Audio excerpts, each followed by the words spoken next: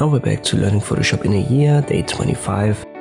Let us add a new tool to our arsenal. It's the quick selection tool, and it can make our life a little bit easier here and there. Let me hide the bar, we don't need it for this tutorial. Now I create a simple ellipse. I give it a fill, no stroke. We've already went over all of that in previous tutorials. If you haven't seen that, check out my playlist for this little project here, learning Photoshop in 365 days. Alright, now let's assume we have this object and we want to recolor it, for example, with the brush tool. We've done similar things in the last couple of videos.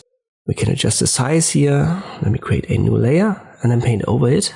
And you can already see this is not the best way to do it. Because if I zoom in, it's very hard to hit the correct spot and have a line that actually looks like it was part of a circle.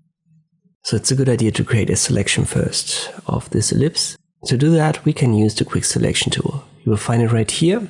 Right click on this toolbox. If you can't see that, press the short key W and then right click on the toolbox that's active. When you left click on it, you will have a new menu on top. The most important options, the most important features are right here. The size.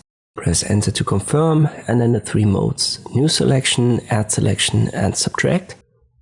When you don't have a selection active and you use add as a mode, it's going to create a new one. So let us stick to that. And now I left click drag over this ellipse, but it doesn't really work. You can see that here it has selected our black stroke instead. And this is because the quick selection tool works only on a specific layer. So whatever you see on the canvas isn't that important. It's important what layer is active. And I have layer 1 active, which is our black stroke that I've drawn using the brush tool. So let me press Ctrl D to deselect. And then I switch to ellipse 1, which is the layer below. And now again left click drag on this ellipse. And you can see it quickly and almost perfectly found the ellipse to select it. Yet again I press Ctrl D. I switch to layer 0, which is the background, and I try. It doesn't work. Ctrl D, switch to ellipse 1, left click, drag, and it perfectly works. So whenever you have an issue with this quick selection tool, make sure that you check your layers menu and then select the correct layer for what you want to have selected. Once that is done, we can switch back to our layer 1. Selection is still active, and then use the brush and I go over this edge. And you can see now if I press Ctrl D and zoom in, we have a much better line. Still not perfect when you zoom in far enough, but definitely way better than the one that I've drawn by hand here. And this principle can be used to make things a little bit easier. For example, when we want to recolor objects in an image. So let me delete all of that. And I make this image right here visible. I use the quick selection tool.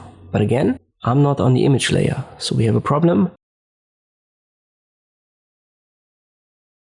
I'm on layer 0. So I press Ctrl D, switch to the IMG layer.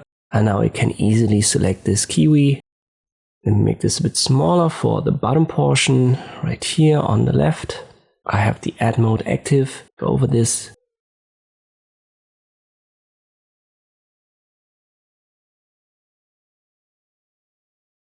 I don't want to have this brownish part, so I switch to the subtract method, make it even smaller and go over this again right here as well. And this is how you can use this tool. Always switch between the add and subtract mode, adjust the size if needed.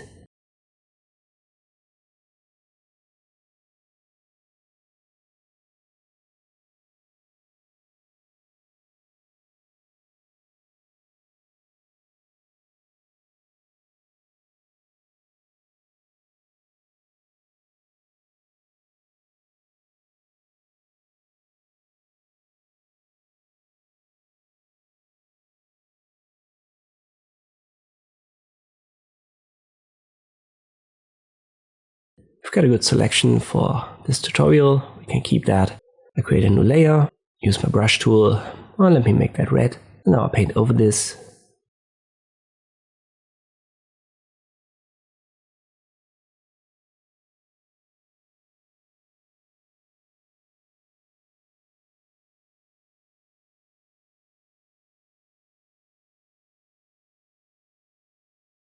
Here's a small portion. I can add that manually, so press Ctrl D, make the brush smaller, and then left click drag over this part.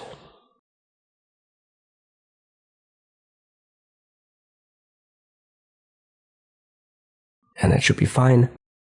Now switch to blending mode and play around with the opacity.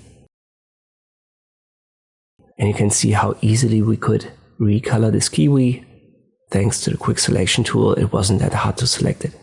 As always, try it out yourself to get some practice. Hope this video was helpful, thank you for watching, and I'll see you next time.